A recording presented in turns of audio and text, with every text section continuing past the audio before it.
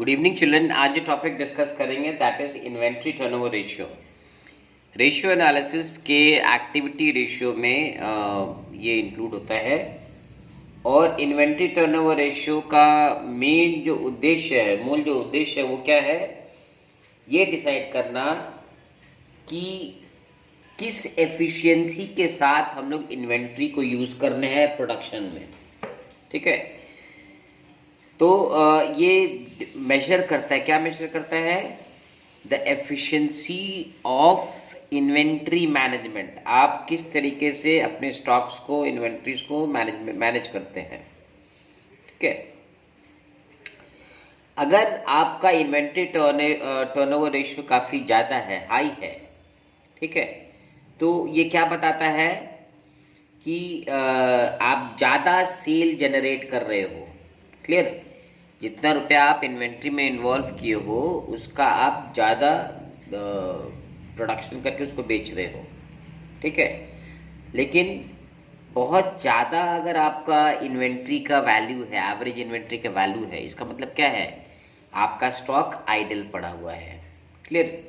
तो अलग अलग हिसाब से अलग अलग फर्म्स के लिए अलग अलग suitable levels of inventory levels होता है, इसका मैनेजमेंट का प्रोसीडियर्स होता है।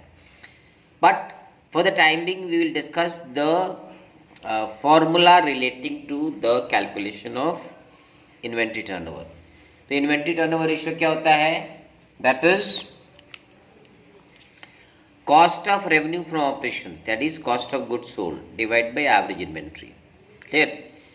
तो कॉस्ट ऑफ गुड्स सोल्ड क्या होता है? Opening stock eight purchases add direct expenses minus closing stock. ये फॉर्मूला है for finding out the cost of revenue for operations. अगर ये नहीं फॉर्मूला दिया है, दूसरा फॉर्मूला क्या है? और रेवेन्यू फॉर ऑपरेशंस यानी सेल्स, सेल्स में से अगर हम ग्रॉस प्रॉफिट माइनस कर दें तो जो बैलेंसिंग फिगर आता है that is my cost of goods sold या cost of revenue from operations. Clear? तो ये कंसेप्ट क्लियर हो गया। अब हमें निकालना है एवरेज इन्वेंट्री। ठीक है, तो एवरेज इन्वेंट्री क्या होता है? That is your stock at the beginning, opening stock plus the stock at the closing and that divide by 2 is your average inventory. ठीक है, तो ये जो दो चीज़ें हैं ये अगर आप वर्कआउट कर लेते हो, यानी cost of goods sold workout कर लेते हो और एवरेज इन्वेंट्री वर्कआउट कर लेते हो, तो फिर सिंपली उसको फॉर्मूला में बिठा के हमको नंबर ऑफ टाइम्स इन्वेंट्री का निकाल लेना है। क्लियर? सो अब एक सवाल डिस्कस करेंगे। सम नंबर 67 देखेंगे।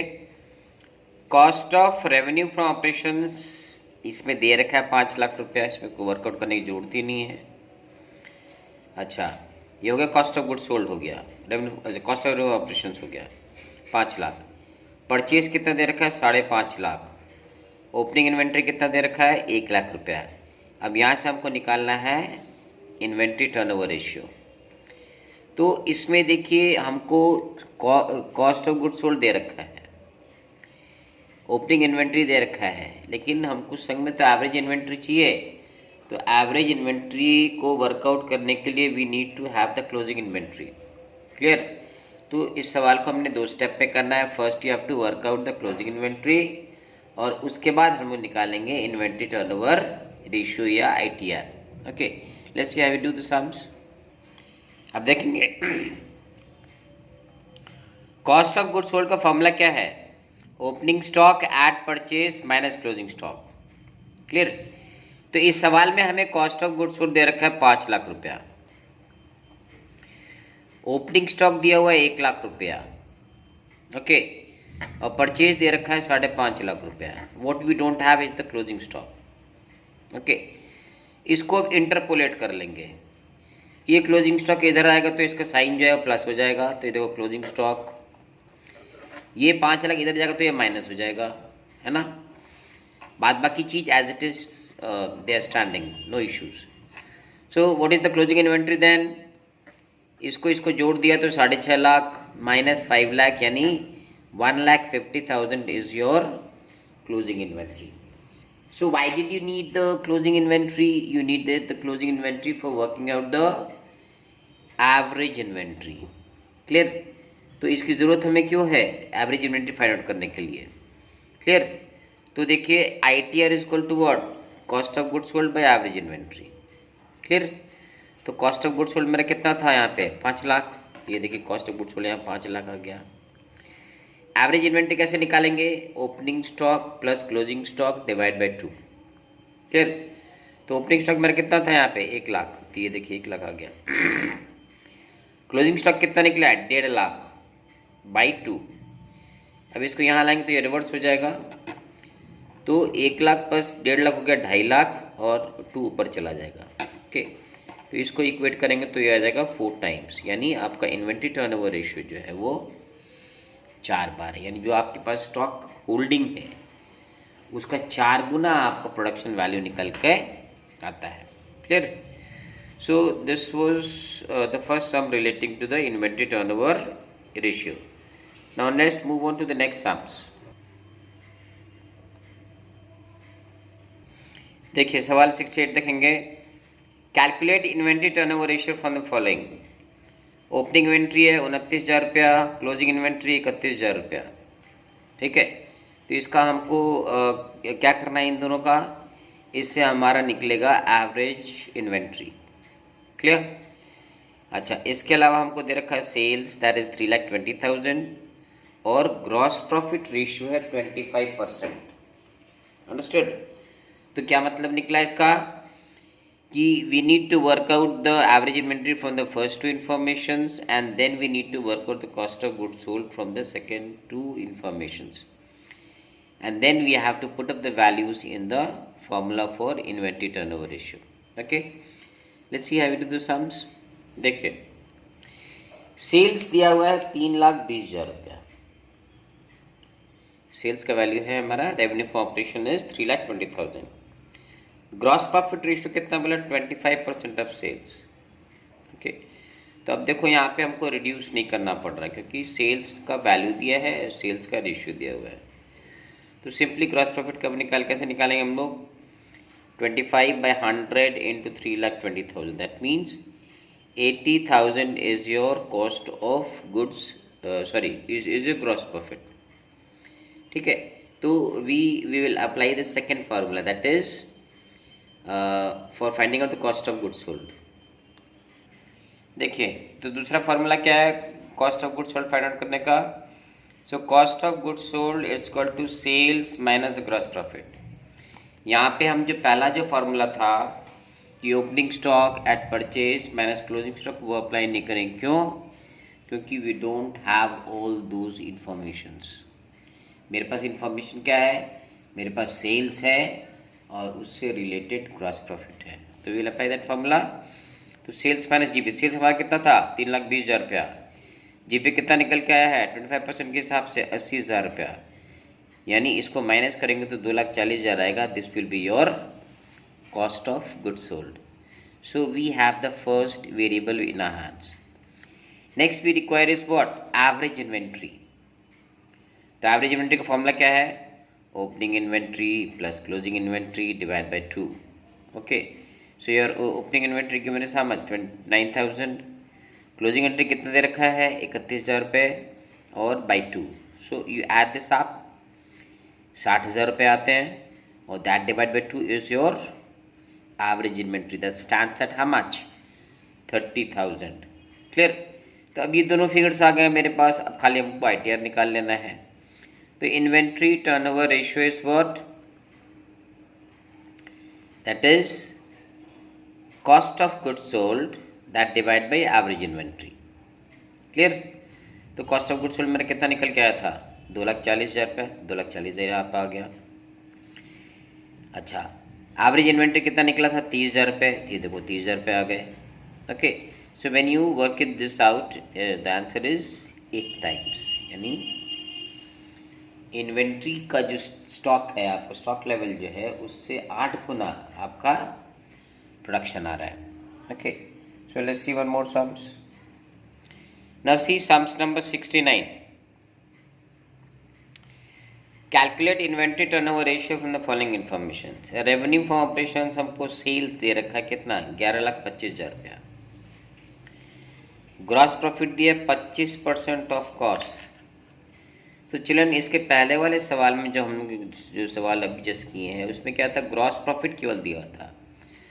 तो मैंने इसके पहले वीडियोस में भी आपको बताया है कि जब कभी भी केवल ग्रॉस प्रॉफिट का रेट दिया रहा है और कुछ नहीं बोला रहे, सो हम लोग ये एज्यूम कर लेते हैं कि जीपी हरदम सेल्स पे कैलकुलेट किया जा रहा है। Okay, when nothing has been told, but when the sum specifically mentions that the gross profit is to be worked on the cost, तो उस हालत में हमको वो जो प्रोसीडियर है वो अडॉप्ट करना पड़ता है। क्लियर? कैसे करेंगे उसको? तो देखिए यहाँ पे क्या बोले, 25% ऑफ कॉस्ट यानी 1/4 ऑफ कॉस्ट, मगर मेरे पास वैल्यू किसका दिया हुआ है, सेल्स का। That's the reason why we need to convert the values and the ratios on the similar platforms. तो यहाँ पे देखो हमारा रेशियो किसका दिया है, कॉस्ट का दिया है, मगर वैल्यू किसका दिया है, सेल्स का दिया है। So we have to convert this ratio on sales, not on cost. So 1/4 of cost is what always 1/5 of sales. ठीक है, क्यों निकाल रहे हैं, क्योंकि हमको ये वैल्यू सेल्स का दे रखा है। तो if you work out the value at the rate of 1/5 then we get the right answer. ये गलती बहुत सारे स्टूडेंट्स हर लेवल में करते हैं। क्लियर? तो ये ध्यान में रखना है कि जब हमें वैल्यूज़ किसी चीज़ का दे रखा है तो हमको रेशियो भी उसी चीज़ का निकालना पड़ेगा, not the other way around. अच्छा, ओपनिंग इन्वेंट्री कितना, 1 लाख रुपये, क्लोजिंग इन्वेंट्री कितना, 2 लाख रुपये है। तो इसको अप्लाई करके हम निकाल लेंगे हमारा एवरेज स्टॉक लेवल। ओके, चलिए देखते हैं इसका सॉल्यूशन कैसे करेंगे इसका। देखिए, तो अभी हमने जिस डिस्कस किया था, रेवेन्यू फ्रॉम ऑपरेशंस कितना दे रखा है, 11,25,000 रुपया। ये हमको वैल्यू मिला हुआ है, ये वैल्यू दे रखा है, किसका है वाला, सेल्स का फिगर है। लेकिन ग्रॉस प्रॉफिट रेशियो किस पर वर्कआउट किया हुआ है, देखो 25% और 1/4 ऑफ कॉस्ट। तो अभी जैसा हमने डिस्कस किया, वैल्यू और रेशियो दोनों एक ही वैल्यू पे होना चाहिए। तो यहाँ वैल्यू दे रखा है सेल्स का, लेकिन रेशियो बता रहा है कॉस्ट का। तो हमको क्या करना पड़ेगा, रेशियो को भी सेल्स पे ही कन्वर्ट करना पड़ेगा। So 1/4 of cost is always what? 1/5 of sales. Clear? Therefore gross profit क्या हो जाएगा, 11,25,000 into 1/5 और ठीक है। तो यहाँ पे हमारा ग्रॉस प्रॉफिट निकल गया 2,25,000 रुपया, 1/5 ऑफ जो सेल्स वैल्यू। क्लियर? तो हमारा कॉस्ट ऑफ गुड्स सोल्ड क्या हो जाएगा, that is sales minus the gross profit. तो सेल्स हमारा कितना था, 11,25,000 रुपया, और इसमें से हमने ग्रॉस प्रॉफिट कितना माइनस करना है, जो अभी निकल के आया है, that is 2,25,000। So we get a difference of 9 lakh rupees, that is our cost of revenue from operations और cost of goods sold. Okay, so the first variable we have. Now what do we need, अब हमें चाहिए जो second जो variable चाहिए, that is the average inventory.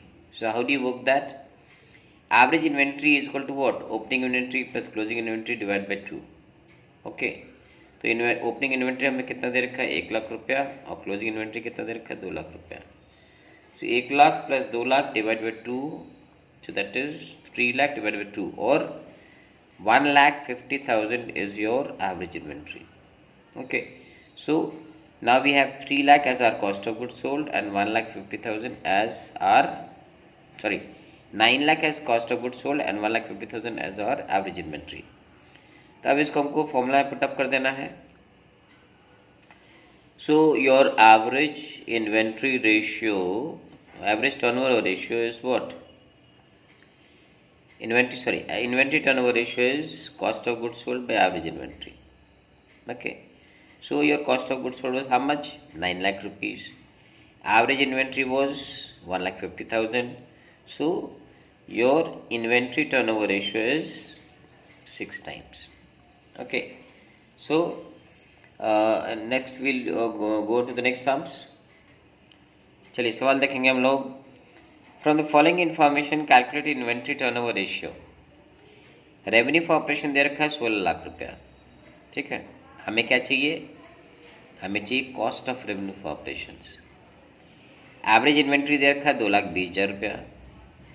ठीक है, यहाँ पे बता दिया है, इस चीज़ को भी वैल्यू बता दिया है। अब लास्ट जो इन्फॉर्मेशन था, gross loss eight the rate of 5%।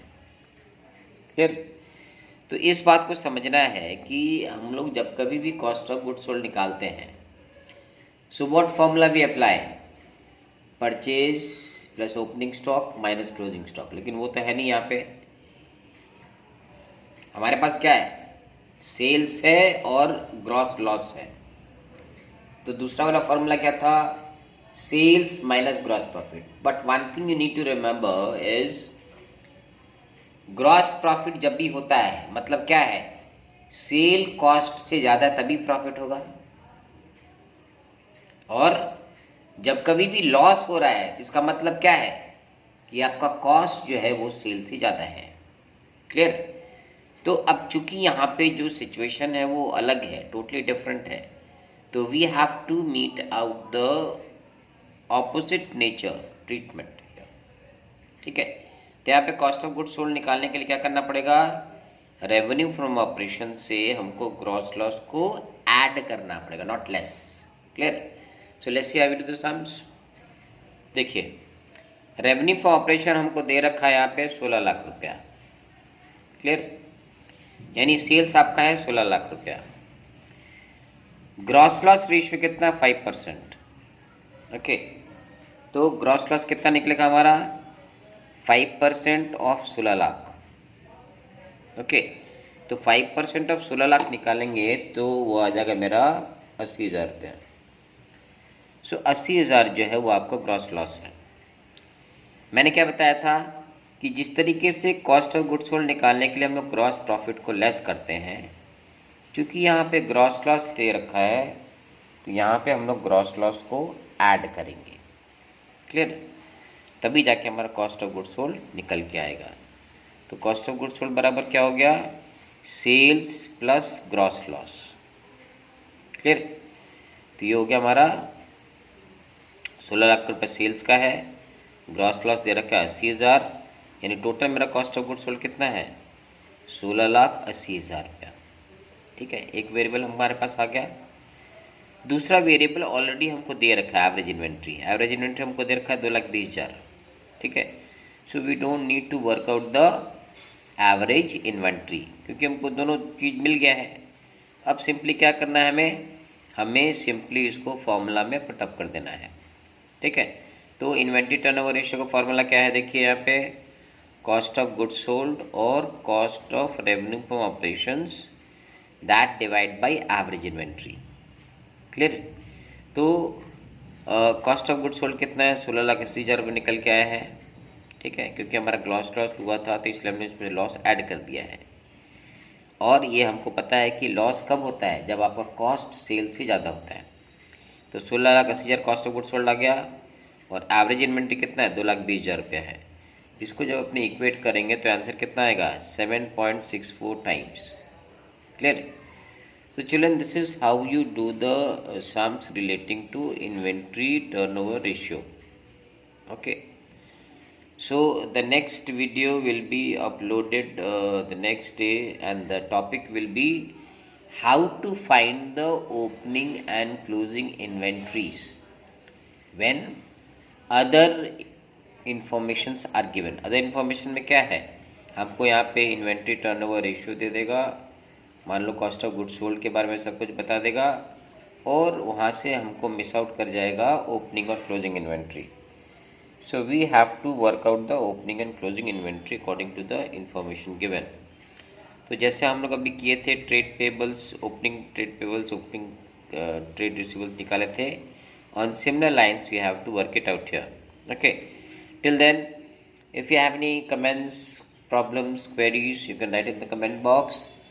And please do like, share and subscribe this channel as much as you can. Thank you and good night.